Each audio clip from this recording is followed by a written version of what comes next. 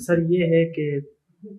جس طرح شیعہ مسلک کے اہل علم نے کچھ یہ الزام لگایا ہے کہ سائے ستہ کے اندر کچھ تقریباً 1500 کے قریب راوی ایسے ہیں جن پر شیعہ ہونے کا الزام ہے،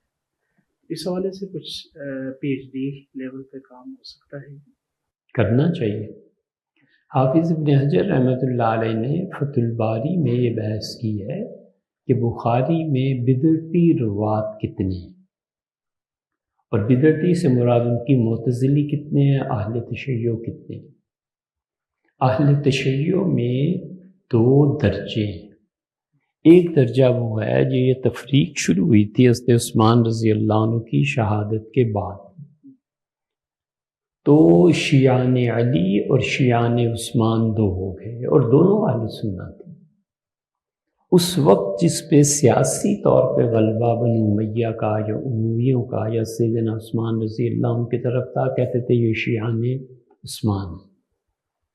اور جن کا حضرت علی رضی اللہ عنہ کی طرف رجحان تھا وہ شیعان علی کہلائے۔ اس لیے شیعہ راوی ایک اس درجے کا شیعان عثمان اور شیعان علی ایک، اور دوسرا اس کے بعد فقہ جعفریہ کو اختیار کرنے والے جو کسی کی تکفیر نہیں کرتے تھے۔ ان دونوں کی روایات ہمارے اکابر نے لی، اور یہی وہ وجہ ہے کہ اکابرین جو دیوبند کے تھے انہوں نے شیعہ کی مجموعی اعتبار سے تکفیر نہیں کی۔ یہ تو جب دور آیا ہے سپاہ کا تو انہوں نے تکفیر کے نعرے لگائے، اور اسی لیے اس مجموعی فتوے پر یہ خود ہم سے بیان کیا مفتی عاشق الہی صاحب نے مدینہ منورہ میں، انہوں نے کہا مولوی تقی اور رفیع دونوں ان کے شاگرد تھے نا، ہمارے یہاں آئے تھے، تو میں نے کہا اس فتوے پہ دستخط کیوں نہیں کرتے؟ ان کا حضرت ہم نہیں دستخط کرتے، اس لیے کہ دیوبند کا مسلک کب رہا ہے کہ سارے شیعہ کافر، من حیث المجموع ہم کسی کو کافر نہیں کہتے۔ اب بھی زندہ ہیں، لے آئیں فتویٰ، لے آئیں نا، زندہ ہیں، حیات ہے، باقائمی ہوش و حواس ہیں، باقائمی حواس خمسہ لکھتے ہیں حضرت نوتقی صاحب کہ شیعہ من حیث المجموع کافر، کوئی نہیں کہا۔ تو وہ شیعان علی بعد از شہادت سے امیر المومنین سیدنا عثمان رضی اللہ، ایک دوسرے وہ جو تکفیر نہیں کرتے تھے۔ تیسرا درجہ جو ان میں آیا ہے تو 1500 ہماری کتابوں میں پائے جاتے ہیں ان 2 قسموں میں سے، اور اس کا جواب حافظ ابن حجر رحمۃ اللہ علیہ نے دیا۔ پھر ان کی کتابوں میں جو سنی روات ہیں وہ کہاں جائیں گے؟ مسئلہ تو یہ، اب ابن شہاب زہری ہیں، ایک مثال آپ کے سامنے رکھتے ہیں، مولانا امین حسن اصلاحی صاحب ابن شہاب زہری کے دشمن، اس سے خود فرمایا کہ میں ان کا جانی دشمن، وہی بنیاد ہے زہری کی، اور غامدی صاحب کہتے ہیں غار ہرا نام کی کوئی چیز نہیں،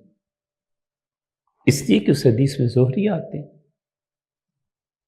مولانا امین حسن اصلاحی مرحوم فرماتے تھے کہ شیعت کا سارا تانا بانا اس شہاب زہری میں، اور شہاب زہری کو اگر اکھیڑ دیں موطا نہیں پڑ جاتا، موطا میں ہے کیا؟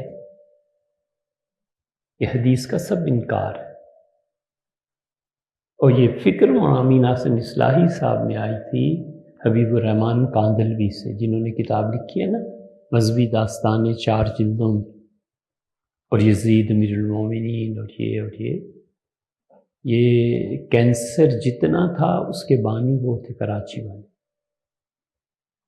تو اس لیے اس پہ کام کرنا چاہیے، اور یہ کام کئی سال پہ محیط، کئی سال،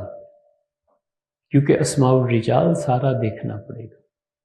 وہ ہمارے ہاں اور ہے، اہل تشیع کے اسماء الرجال میں اور ہے، اور اسماء الرجال کی وہ کتابیں جس کی نشاندہی حضرت شاہ عبدالعزیز صاحب محدث دہلوی رحمۃ اللہ علیہ نے کی ہے۔ تحفہ اثنا عشریہ جو ہے نا جی، یہ بنیادی کتابوں میں سے، ہمیں نہیں معلوم کہ شاہ عبدالعزیز صاحب رحمۃ اللہ علیہ کا سورس کیا تھا، لیکن انہوں نے اتنی کتابوں کے نام لکھے ہیں کہ خود اہل تشیع کو نہیں پتا کہ یہ ہماری کتاب، اتنا وسیع العلم آدمی متأخرین میں حضرت کے مقابلے کا کوئی ایک آدمی نہیں، کوئی نہیں، تو چاہے احمد خان صاحب ہوں، چاہے حضرت تھانوی ہوں، کوئی ہو،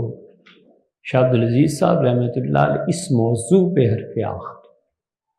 اور پھر انہوں نے نشاندہی کی ہے کہ کتنی کتابیں شافعی فقہ کی ہیں، یہ ان کی نہیں ہیں، اصل میں اہل تشیع،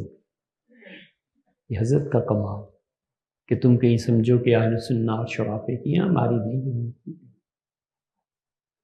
آپ ان موضوعات کو پڑھیں، صاف پتہ چلتا ہے۔ اس حوالے سے فرمایا تو آخری سوال ہے کہ آپ کا کافی وقت آپ کا آخری یا سب کا؟ کہ ابھی آپ نے فرمایا کہ شیعہ کی مطلقاً تکفیر کی بات ابھی آپ نے کی، پاکستان کے اندر یہ بات میں صفا کی وجہ سے یہ بات چلی،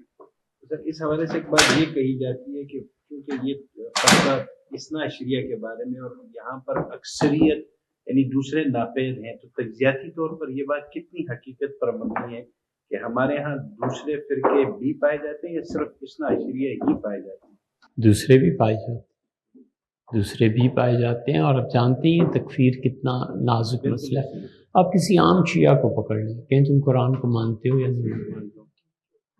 کیا کریں، کہاں جائیں؟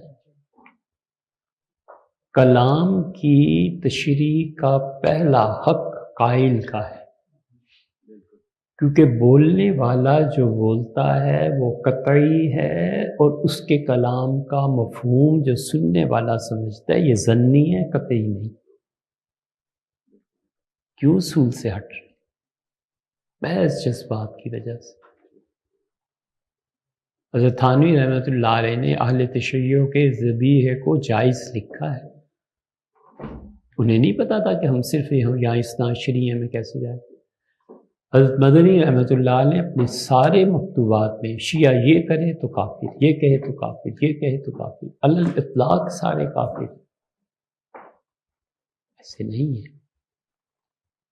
اب تک نہیں دیتے تھے۔